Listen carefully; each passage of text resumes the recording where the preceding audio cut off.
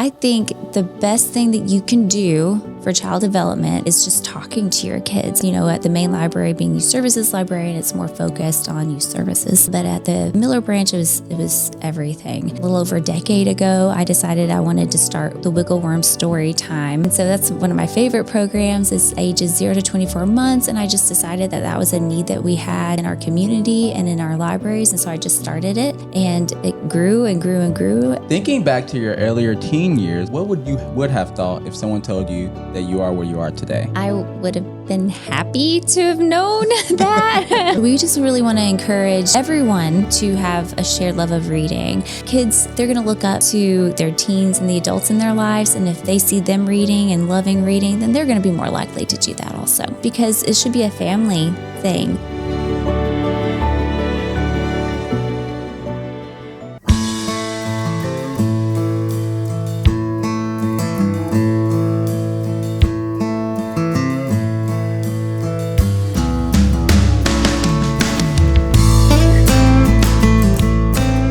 Tiffany, you've worked 13 years for the Fort Smith Public Library. Thinking back to your earlier teen years, what would you have thought if someone told you that you are where you are today? I would have been happy to have known that because I spent a lot of years having no idea what I wanted to do. I think a lot of people are like that. I really liked math as a teenager, and so I thought, I'm going to be an accountant. And that was not a good decision.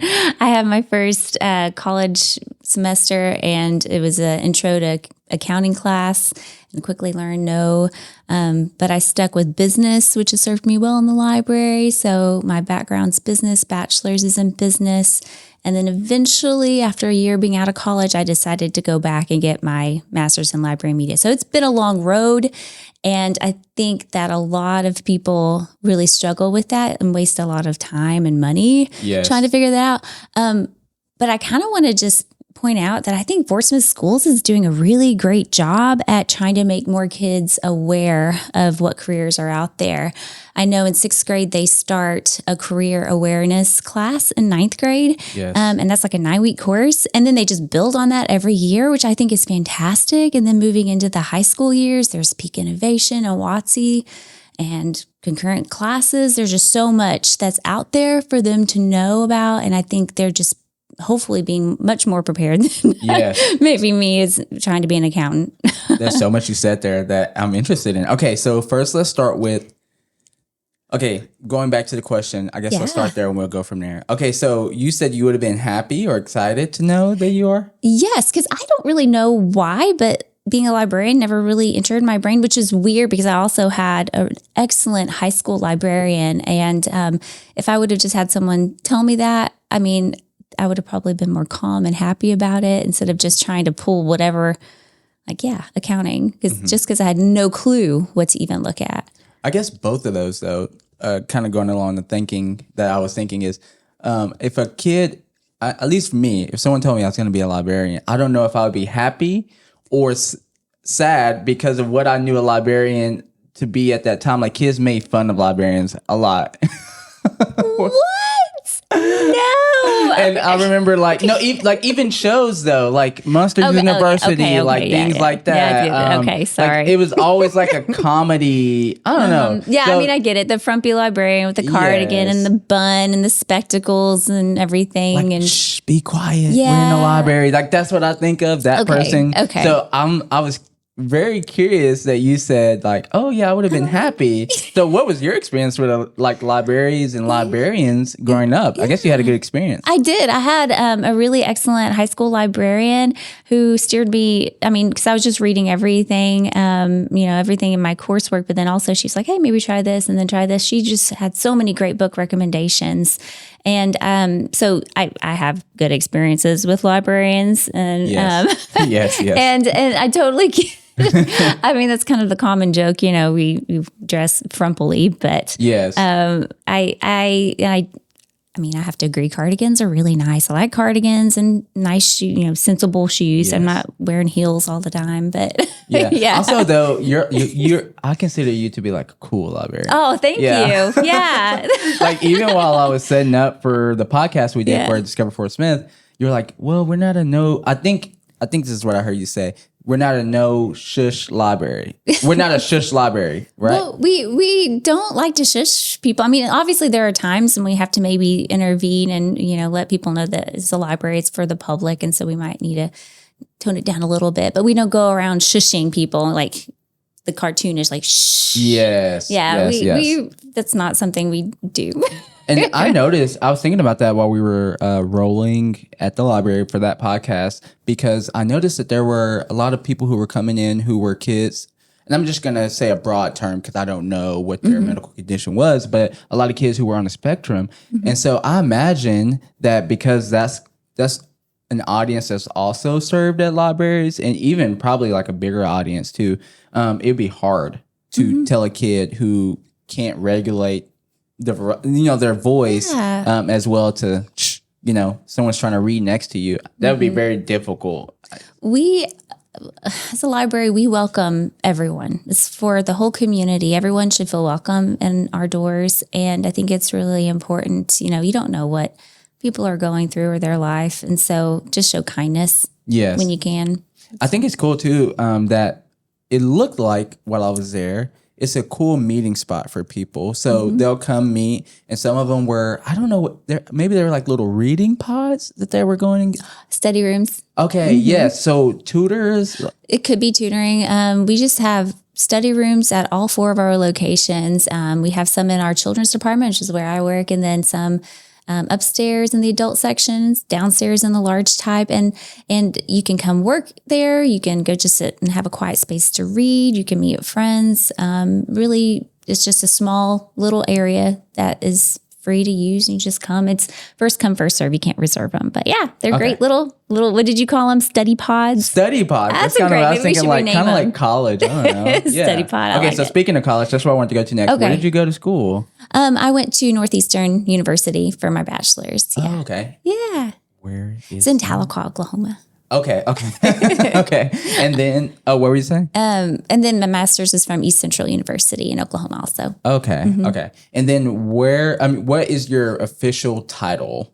My title with the library is Youth Services Librarian. Okay. And I've only been doing this for just a few months, really. I started in September of 2024. And then before that, I was over the Miller branch for over 12 years. That's a long time. It is a long time. Okay, so what actually does your title day-to-day actually entail? Like, what do you do? Because I was telling someone what you do, and I just thought for some reason, I knew it was more than managing the marketing PR maybe, but you do some of that too, it seems like, as well, right? I mean, yeah, I think there's so much that goes into our jobs, and everything changes day by day depending on who we're helping. But yeah, I plan children's programming, and I have to do the descriptions for that. And some, my boss does a lot of the PR and the marketing in relation to that. But then I plan like story times. That's one of my favorite programs to plan. It's my Tuesdays and Thursdays. But then I, help order books, and I do manage my staff, which involves a whole lot, hiring and evaluating and scheduling. A lot of that goes back to managerial tasks. And then I write blogs, and then I plan the summer reading program. And it is a lot, but every day it's different. And again, going back to what I said before, it depends on what the community needs when they come in. So each person's going to have a different need. When I was at a branch, it was a little bit different because I did everything. So one person might need help with a resume or an application. Another person might need help just faxing or scanning something.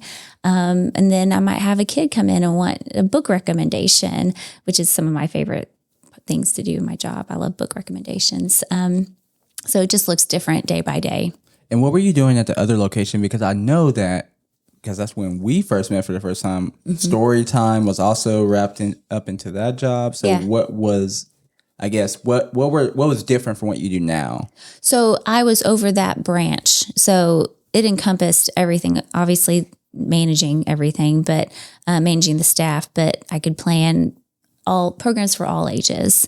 And then I would help customers all ages. At the main library, being youth services librarian, it's more focused on youth services. But at the Miller branch, it was everything. And so then about a little over a decade ago, I decided I wanted to start the Wiggle Worm Storytime, which is where we met. And so that's one of my favorite programs. It's ages 0 to 24 months. And I just decided that was a need that we had in our community and in our libraries. And so I just started it, and it grew and grew and grew. And when I took the position at the main library, I just decided to take it with me. Okay, so where did you say it grew? So where did it start and where did it go? So it started once a month. Okay. And then I saw everyone was enjoying it. They wanted it to happen more. So then I upped it to twice a month. And then now it's every week. And the numbers fluctuate throughout the year. But I mean, on an average, I probably have 40 to 50 people come. But during the summertime, I've seen the numbers get up to 70 or 80. That's a lot of babies. I love it. Yes, that's a lot. Oh my gosh. Okay. So what's something surprising you've learned over the years about childhood development that you've been able to use in your own life in a practical way? Because I know you have kids as well, right? Yes, I do. I have 2 kids. And I think the best thing that you can do for child development, and I know we've kind of touched on this a little bit, is just talking to your kids. I think that is so important. Using big vocabulary, just narrating your life, even when they're a little tiny baby and you bring them home from the library, when you bring them home from the hospital. And like, if you have that, if it's just you and baby at home making dinner, narrate what you're doing. Say, oh, I'm going to take this big pot out, turn the water on, let's fill it up and put it on the stove. And sometimes the stove gets hot. And they might not understand it initially, but eventually they're going to understand it. And I think that's just so important for their vocabulary getting older. And then I think it also just, maybe not on the development side, but it just forms a good habit, because you learn you're talking to your baby, then you're going to talk to your toddler and small kid and then big kid and then teenager and then adult. And so it just forms that open communication. And then hopefully you turn it back around and listen when your child starts talking back too. So, and that's kind of a hard thing to learn. Yes. Just active listening. I struggle with that. And so just trying to teach your child to actively listen. Maybe when they're talking to you, get down on their level, look them eye to eye, and just listen. I know I kind of wandered off there, but I think that's great. I think child development, it's the best thing you can do initially is just talk to your kid. Okay, sign language. Yeah. Teach a lot of sign language. Yeah. Okay, so what's the importance behind that? We love that part. We use it a lot. Asher knows I say, all done, or I want more, or I'm trying to think of some of the other ones, but all of them he's learned from Storytime. And really? We've just used them and continued them at home. And now he's able to communicate, because we can't always understand what he's trying to say. But if he does a certain gesture, which now he knows how to say yes, now he knows how to say no. But before that, we could communicate with him with just his hands, which was a big deal for us. It is a big deal, especially with toddlers who are just learning to communicate. A lot of them, mine included, have a hard time just articulating or expressing what they're needing. And so if they can communicate some simple, like, water or more or hungry, you can get what they need, and maybe hopefully not have them get frustrated, because that's one of the biggest frustrations, I think, when you have a 2-year-old or younger just trying to communicate and you're not understanding. And so that was initially where it started, and I did with my own kids, just some simple ones. And so then I just started incorporating them. Each week I do a different sign language. Yes. And usually sometimes it's along with the theme of the week, but a lot of times it's just more like, thank you, or more, something simple that can be incorporated into the home life too. Okay. So if you had to pick 5, you can only pick 5 sign languages to teach a kid for a parent. Okay. Which 5 do you recommend, and can you please teach us? Okay. So more is a big one. Thank you. Water, milk, and then hungry. I think this is hungry. I'm not an expert. I don't, yes. But this is just me learning with my kids, and also just research with baby story time. But yeah, I'm going to go over it again. So there's more, milk, water, hungry, thank you. And what's all done? Can you do all done? Oh, that's another. Yeah, all done. Easy. Yeah. That was a lot of fun too. Love I'm that glad you one. reminded me about that one. Yeah, my son does this all done. That's so funny. Okay. I know you're new at your job specifically, but from understanding that you've been around the library for a long time, what are some of your happiest moments you've witnessed during that time overall? Yeah. It's been 12, 13 years, you said, right? Yes. Yeah. Okay. So 13-ish. So obviously my baby story time, just those are some of my happiest moments. Tuesday mornings, I always look forward to. We sit on the floor with our little babies and we communicate and interact with them. And I love that. And then at the Miller branch, it was such a smaller branch. It was easier to really get to know our customers and the community members that came in through the doors. And so that just getting to know everyone in the community, that has been some of the happier moments, especially when I've had people come up to me afterwards and just thank me for like helping them apply for the job that they got. I mean, it's just a really rewarding job.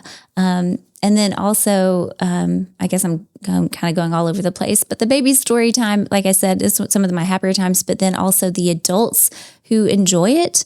Because afterwards we have the social interaction and the babies can get some social experience, but then the adults, I've had a lot that have said that they might be newer to the community or they might feel a little isolated because they're a stay-at-home parent. Maybe sometimes they can find other friends at the library, and I like being able to assist in that. It seemed like from going where you first were to where you are now in Fort Smith, what's the difference name? It was just the name difference of the two, but they're still under the same. So the Fort Smith Public Library has 4 different libraries. So we have the big main library. It's a big, beautiful building off of Rogers. It's across from Creekmore Park.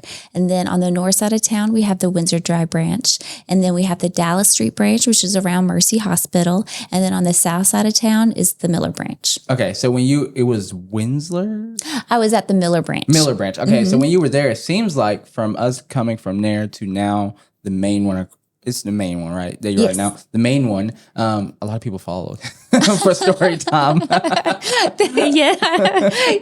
I mean, it's hard for me to. Yes, a lot of people came, and I was always so happy to see my babies follow me. Yes. I did have a lot of my regulars from the Miller branch follow me to the main library. So when we first moved down here, we were trying to make friends, and we were new to here. Lauren's from here, but I'm not from here. And we hadn't been here since she graduated high school. And so we were looking to make friends, but also she's a stay-at-home mom.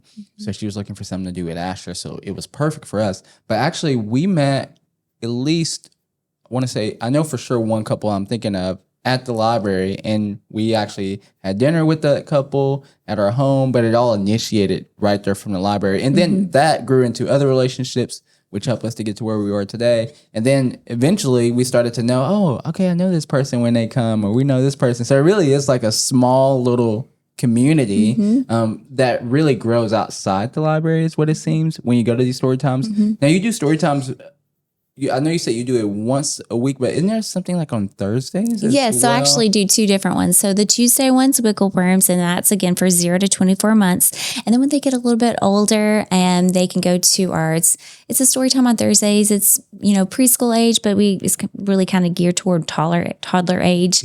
We do a couple of books and still a lot of songs, and but there's actually a story time every day of the week at one of our locations. So again, we have 3 branches, and so the Windsor Drive branches, story time's on Monday, Dallas is on Wednesday, and the Miller branch is on Friday, and all of them are at 10 o'clock in the morning. I was actually very surprised too to see kind of like there were a lot of men there. Yeah. When I went by myself, when I went with Asher and Lauren, I just thought I would be stick out like a sore thumb. No, but at first, I would say at first at the branch that you were at before, the Miller branch, there were less men, but there were still at least 3 or 4 dads who would show up every now and then. But then now over at the main branch, I see a lot of men pretty much every time. Seems like the parents come, which is so cool to see that, because a lot of people have the option to stay at home here in Fort Smith, and they just want to spend time with their kid for just a moment and go back to work at home. It's a great thing to do because it's so easy. And I mean, they're entertained and it's not TV, which is also a big deal as well. You also get the social aspect too. It's important for them to come out and interact with other kids their age, but then getting them acclimated to the library, just coming into the library. It's fun, obviously, but nurturing that love of reading at such an early age is very important too. Okay, you have only one book to read your child for their entire childhood every night. What book would you choose to read to them that you believe will prepare them for the world, and why that book? That's so hard. There's to read it so again? many. No, You got it? I got it. It's just it's a hard question because there's so many good books out there. Yes. Like, I'm just thinking off the top of my head because I have to say more than just one. Matilda and Charlotte's Web, and oh my goodness, there's so many. But okay, if I had to choose one, I'm gonna cheat and I'm gonna say a series. I'm gonna say because Lord of the Rings. I'm sure there's a book compilation of all 3 of them in there, and bonus points if you have The Hobbit thrown in there too. Yes. So surely, I'm really just going for length here. Yes. But it also has some really good things in there too. Okay. I mean, there's also, the good versus evil, and, the dangers of having too much power. And then also the fantasy aspect really helps kids grow their imagination. So it's got some really good things in there too. But really, I'm just going for length. It seems like you're the type of person, when I say something like that, I might get in trouble coming up. But I feel like you're the type of person to argue that books are always better than the movies. I will say mostly. Yeah, mostly. Which I can't argue that. I get it. You have more time in a book to write out a narrative. You have it's more cost efficient. That's write the very book. true. Yeah. than to have the whole 3-hour movie, I think a lot of it too is when you really love a book, you just really love those characters and the story, and then when you see it in the movie, I mean, it could be a really great adaptation of the book, but it just might not be nearly as good as the experience that you feel with the book. And is it because you just have to? I mean, in your mind, you're creating the interactions and the characters and the images. And then when it's shown to you, you're like, oh, well, that's not how I picture that character.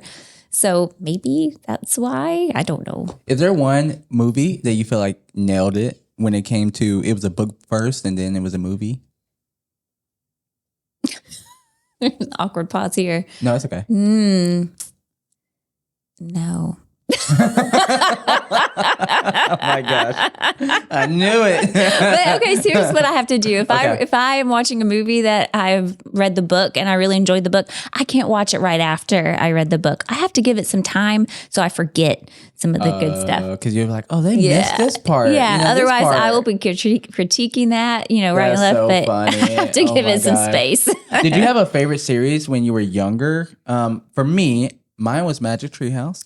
I love the Magic Tree House. I read through all of them. And then I got through 3 of the Spiderwick Chronicles. Okay. Those were great.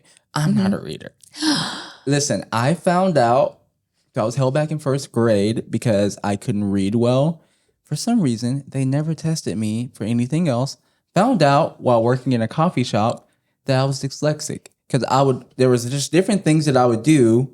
Like, for instance, I would write my D's, B's. I would sometime I would just skip something that I thought that I wrote that I didn't. All these different things. I can't remember all the things, but we looked them up and I was like, okay, I need to go get this looked at. So then I found out, okay, that's why I don't like to. I love to listen. Yes. Audible. Love Audible. So I do that, and I love podcasting. Yeah. Which is, I feel like, just voice version of reading.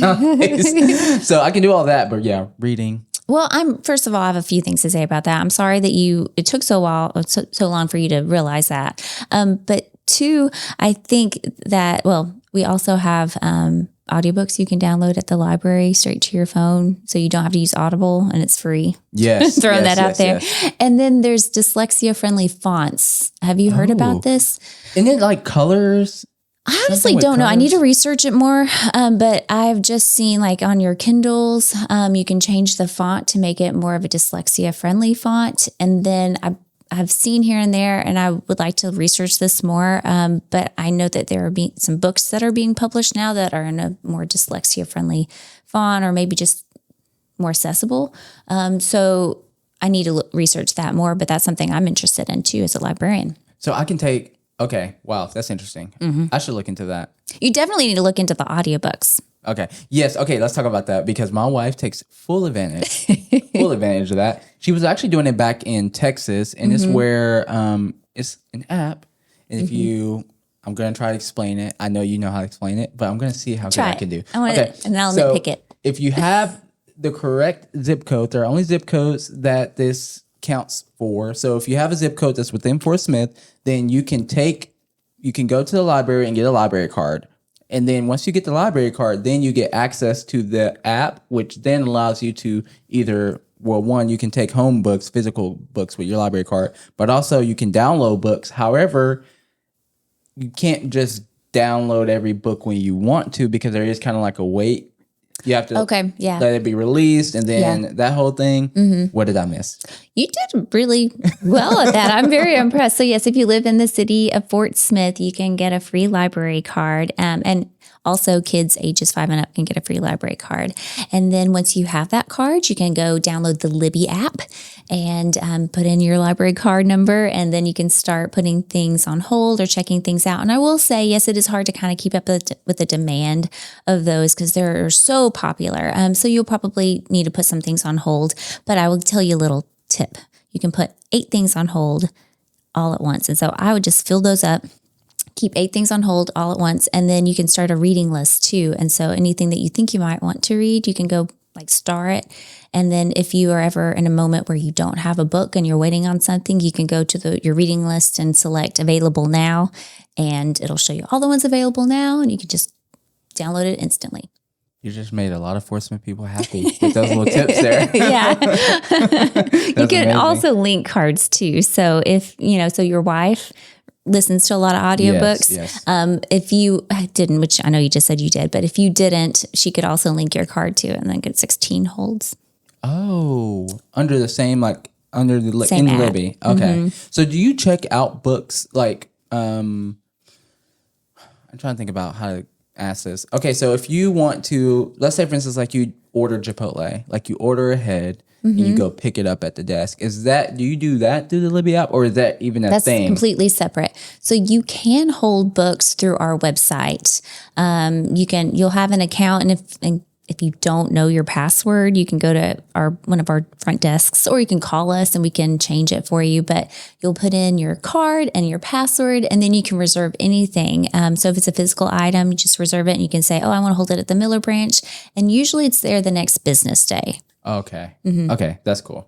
Okay, before we move on, yes, I really want to talk about some more programs, some of the more fun things that you do around the library, some that maybe your favorite, some that you have a hand in, some maybe that you don't have a hand in, but you just want to let the public know about. Okay. The biggest thing is our summer reading program. And so we just really want to encourage everyone to have a shared love of reading. And it's really important during the summertime to do this. So kids are out of school and they need to be practicing their reading skills. So if they're not practicing their reading skills during the months of June and July, when they go back to school in August, it's going to be extra hard for them.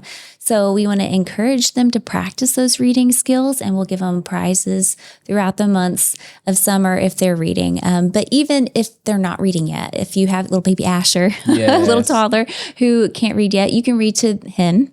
Yes. And get prizes. And then teens and adults can also get prizes for reading. Every book they read, they get entered in for weekly drawings. And the reason we do that is because it should be a family thing. If kids, they're going to look up to their teens and the adults in their lives. And if they see them reading and loving reading, then they're going to be more likely to do that also. Okay. So that's the biggest thing. But during summer, we also have just a bunch of fun programs too. At the main library, we're going to have we're going to have movies every Thursday. And then every Wednesday, we have something called Wonderful Wednesday. And it's just a variety of different things. So the Janet Huckabee Center is going to bring snakes one week. And then Professor Fuzz is coming another week. Crystal Bridges is coming down to lead an art project. 501st Legion, which is Star Wars, they're going to come and do a Star Wars day. For Kids is going to help me with a Build STEM day. So every week, every Wednesday, there's going to be a fun, interactive, Wonderful Wednesday also. That's awesome. Yeah. Okay, I'm going to put you on the spot here for a second. Oh, boy. Okay, so one, how do you get around people, families, parents treating the library like a daycare and just kind of, that could easily be a thing. So you, as you were talking about all these programs, I was like, oh, I wonder how do you work around that? So we have an unattended children's policy, so you can't leave your children at the library. Okay, cool. Yeah. Okay, and then second on the spot question. Oh, goodness. What do you think is actually the biggest challenge that libraries face right now, 2025? Ooh, there are a lot. I think the biggest challenge is just making... And obviously this is your perspective. Right. This isn't... Because you work in Fort Smith. I'm sure that other big libraries like in Washington, they're facing different challenges. But like here in Fort Smith.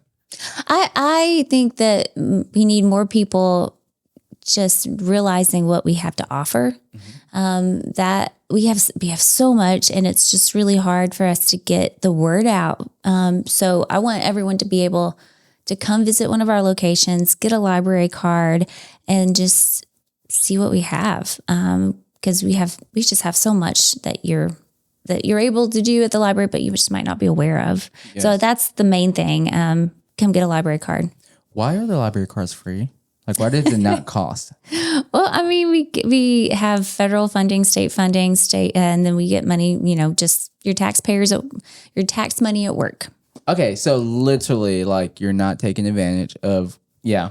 It's free. Yeah, your tax money, you're not taking advantage of it. That's funny. Okay, so at this time, we are going to jump into the second layer. This is a time where we get to know Miss Tiffany on a deeper level than just what she does as a librarian. Are you ready?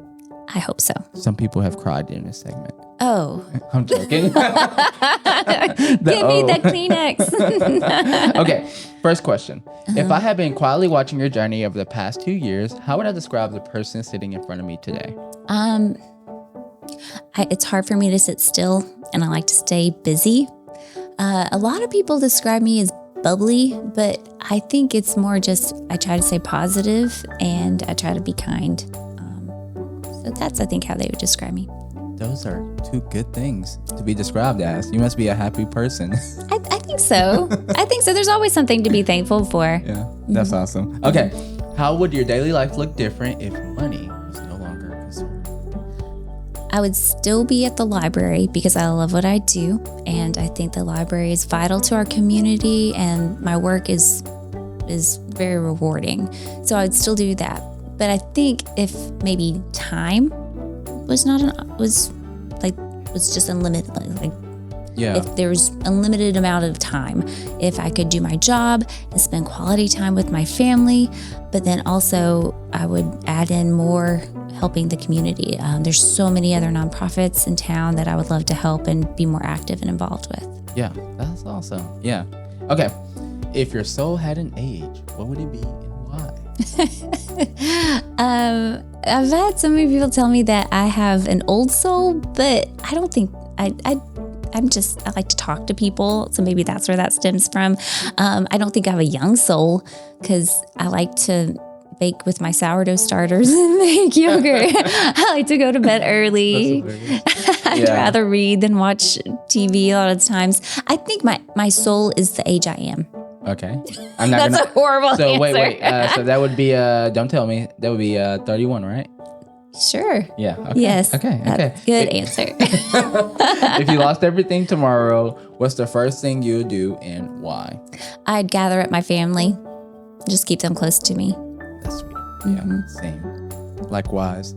What's one thing you wish more people knew about you? Apologies if I talk too much. So I am fully aware that I talk a lot. And so, that's it. I extrovert a lot whenever I'm in a big crowd. So That's funny. yeah, I'm trying to work on that. That's hilarious. You made it through. You didn't shed a tear. Okay, so now I feel like you need like ominous music. I know. I do put it under there. Yeah, during the show. There's some music. It just went away, you know. Not like Dungeons and Dragons type music, you know, but you know, something. Okay, fun game segment. Okay. This is called Bookish and Bold. I'm going to toss out a few fun questions. Some are about books, some about life. Just answer them with whatever comes to mind first. Fun, huh? Yes. Are you ready? What's a children's book you think every adult should reread at least once? There's so many. I think it's really fun to revisit children's books when you're a parent, especially because you just view them so differently. I'm going to say maybe, there's so many options, but I'm going to say The Little Prince. Because The Little Prince, they describe, in The Little Prince, adults are described as dull. And so it just reminds, as an adult reader of that book, it just reminds you to not take yourself so seriously. Okay. Yeah. And it also has an emphasis on just really valuing what's important to you. So like families and friendships and just really cultivating those. So just a reminder to be more mindful about those things. Sounds like a good book. It's a great book. Yes. Okay, number 2. If you could instantly add one brand new feature to the Fort Smith Public Library, what would it be and why? Okay, well, I just want to say that we have a lot of stuff going on at the library. I know I keep saying that, but we do have a whole bunch of stuff. I mean, just throwing this out there for our littlest readers, we have Tumble Books and ABC Mouse, which is huge, and that's free with your library card.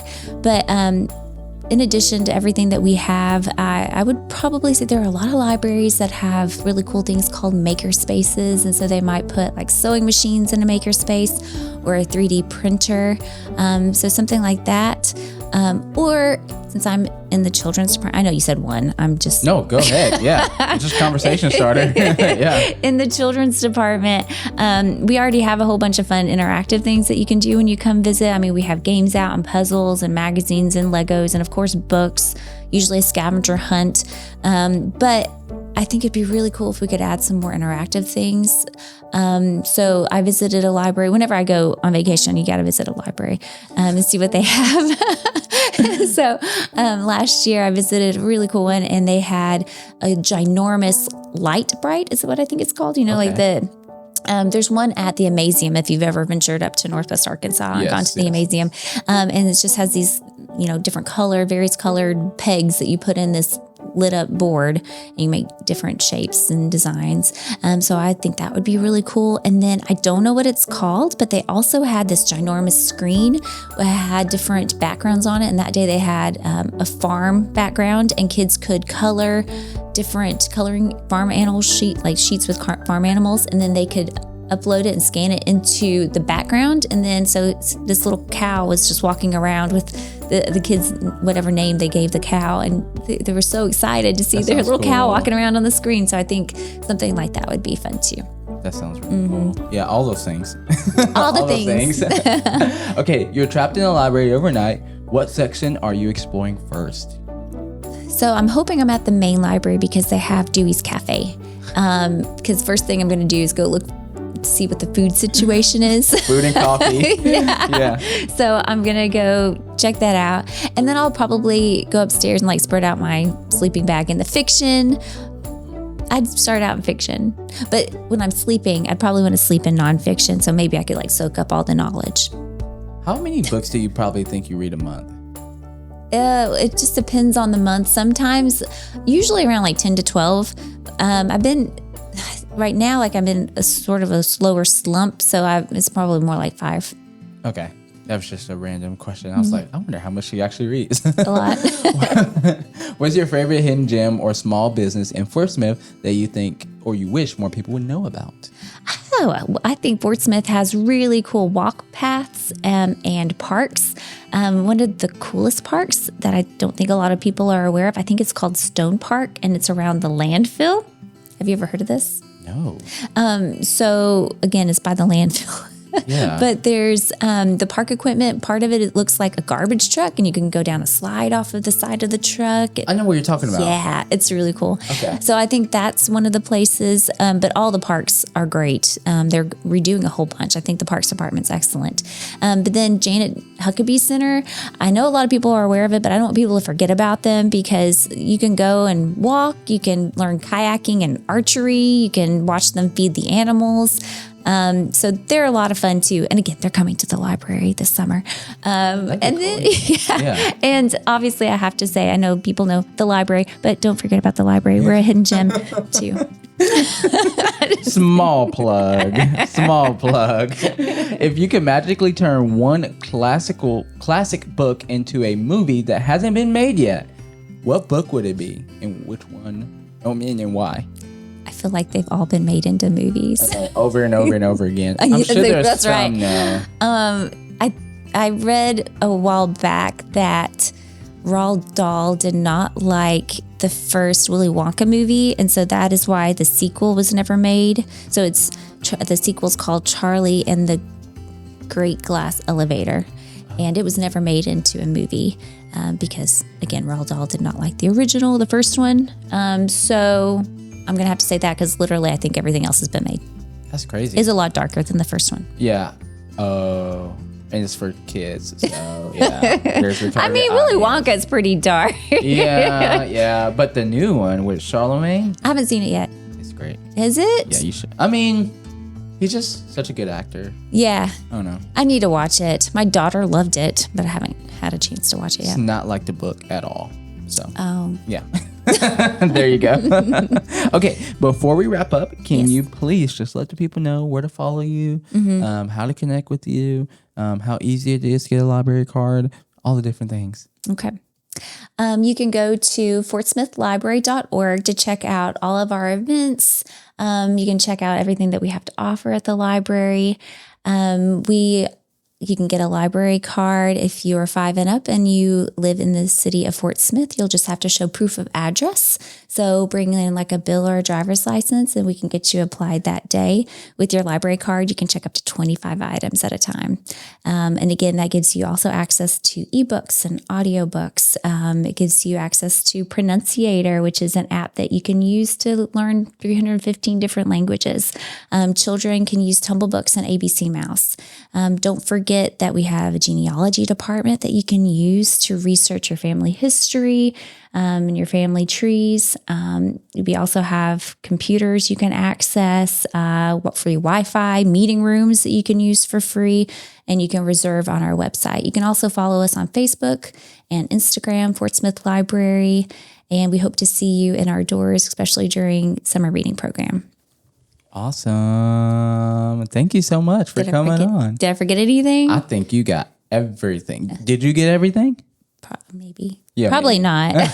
I'll think of stuff later. Well, thank you for coming on. Thanks for inviting me. I really appreciate it. Would love to watch this. Oh, that makes me so happy. It'd be funny if he gets to the whole thing and just watches it. You should show him.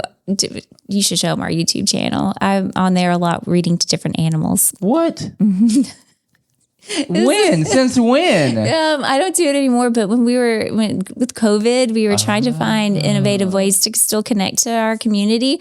And so instead of having in-person story time, we did online story times. And so my little thing, one of them was I would every week read to a different animal. There's one where I got attacked by a goose. That's very embarrassing. What's the YouTube? It's Fort Smith Public Library. Okay, we will go find this. Watch the bees go up. Thank you so much for coming on. Thank you so much for having me. I appreciate you.